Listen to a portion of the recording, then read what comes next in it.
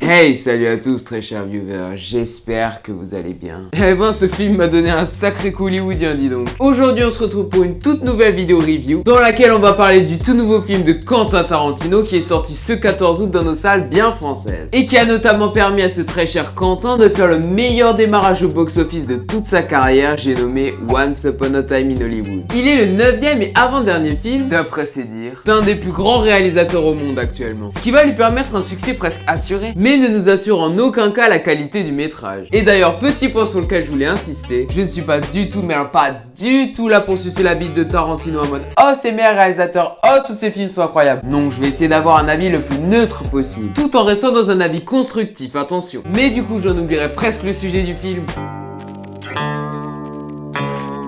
Donc, ce film nous parle de Rick Dalton, un acteur hollywoodien de la fin des années 60 qui tourne essentiellement dans des westerns et autres films d'action. Il a autrefois réussi à devenir une véritable star en jouant le héros d'une série à très grand succès, mais qui malheureusement est aujourd'hui un petit peu devenu l'ombre de lui-même et devient tout doucement un acteur has-been. Mais malgré tout, il a quand même de la chance puisque Cliff Booth, sa fidèle doublure, s'occupe de lui au quotidien et l'aide dans sa vie en général. Il veille qu'il soit toujours à l'heure pour les heures de tournage, il lui redonne confiance en lui. Dès que quelque chose ne va pas chez lui, il le signale à Cliff et il en fait son affaire. Et quand je parle de chez lui, je parle également de sa grande villa dans les quartiers d'LA avec sa grande piscine et sa superbe vue sur Hollywood. Ah, le rêve. Et Cliff est presque tout le contraire de Rick. Il est sûr de lui, très bagarreur et casse-cou, ce qui peut relativement aider quand on est cascadeur. Il a également très peu d'argent contrairement à Rick. Ben ouais, il vit dans une toute petite caravane avec son chien au beau milieu d'un endroit peu fréquenté et peu fréquentable. Ce qui ne lui empêche pas de croquer la vie à pleines dents malgré son statut.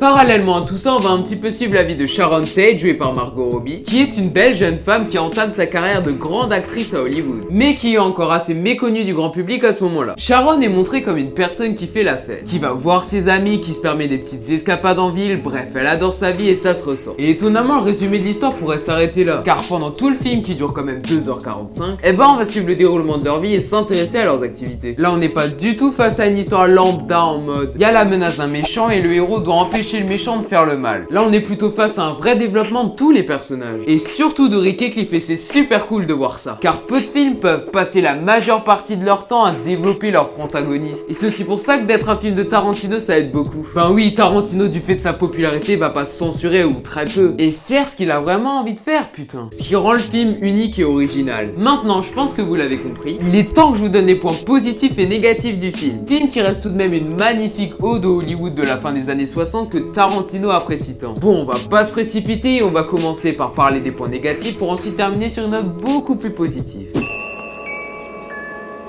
Le premier gros point négatif de ce film, c'est Sharon Tate. Enfin, attention, je veux juste dire qu'elle n'apporte pas grand chose, voire rien du tout au film. À part nous montrer les différents échelons d'un cinéma en pleine expansion, je vois pas trop son utilité en fait. On a quelques scènes qui nous montrent son quotidien avec quelques scènes un petit peu comiques, certes très drôles, mais on pourrait largement s'en passer et plus se focaliser sur Rick et Cliff. Donc ouais, à part pour le fait de dire ouais, il y a Sharon Tate dans le film, je trouve qu'on aurait largement pu s'en passer. Même s'il y a pas mal de scènes avec elle qui sont très drôles, faut l'avouer. Deuxième petit point négatif, si tu n'es pas fan de cette bonne vieille époque, si tu n'es pas captivé par la vie des personnages, et si tu ne comprends pas les rêves du cinéma d'antan qui sont juste un pur bonheur pour bon nombre de cinéphiles, eh ben, tu vas trouver le film vraiment long. Comme je l'ai dit avant, le fait de prendre pas mal de temps pour développer ces personnages peut être un atout comme il peut être un défaut pour quelqu'un qui rentre pas trop dans le délire. Pour vous donner un exemple concret, parce qu'on veut que du concret et rien que du concret, ma sœur qui était avec moi pour aller regarder le film regardait souvent sa montre pour voir quand le film se terminait. Parce qu'elle est pas trop cinéma, elle s'intéresse pas du tout à ce délire là. Elle aimerait voir juste des films un petit peu plus cons pour être posée, être tranquille et juste se divertir. Et avec ce Tarantino, ben ça passe pas trop, enfin ça passe à moitié on va dire. Parce qu'à certains moments il y a de très longues séquences de dialogue qui font pas trop avancer l'histoire. Et malgré tout, moi qui adorais ce film, ben à aucun moment j'ai ressenti cette lassitude dont elle me parlait. Non, c'était un moment de pur plaisir non-stop. Mais c'est vrai que si tu prends pas part au délire directement, c'est vrai que ça peut vite devenir chiant. Malgré le bon nombre de scènes comiques qui font vivre le film. Un autre petit hic, si on parle de Sharon Tate, si vraiment Tarantino voulait lui donner une place dans le film, alors pourquoi donner aussi peu d'intérêt et de temps à Charles Manson? Pourquoi? On ne le voit qu'une seule fois dans le film. Alors qu'à la base c'est un élément vendeur du film. Alors ok, dans les faits c'est pas lui qui tue Sharon directement et demande à sa mère Manson Family de le faire à sa place. Mais tout de même,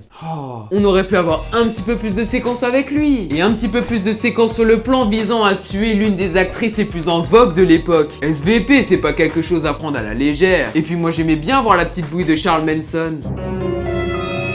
Bon, on arrive sur le tout dernier point négatif. Ce côté négatif, c'est un petit peu de la mauvaise foi, je vous l'accorde. Et je vais vraiment faire ma grosse victime de bas étage. Donc soyez indulgents, please. Le fait de dire des gros mots et des injures dans toutes les phrases, est-ce que c'est vraiment nécessaire? Alors ok, c'est les ricains qui aiment bien abuser avec les fuck et les shit, et ça donne un style bad boy et bad girl, mais à un moment stop quoi, ça devient juste chiant. C'est bon, maintenant que j'ai fait ma petite victime, on peut continuer. Après avoir critiqué le film, il est temps de donner les points positifs, de parler des points qui font la force de ce métrage. Bon, déjà, le plus gros point fort de ce film, c'est clairement son casting. Bien évidemment! Bien évidemment!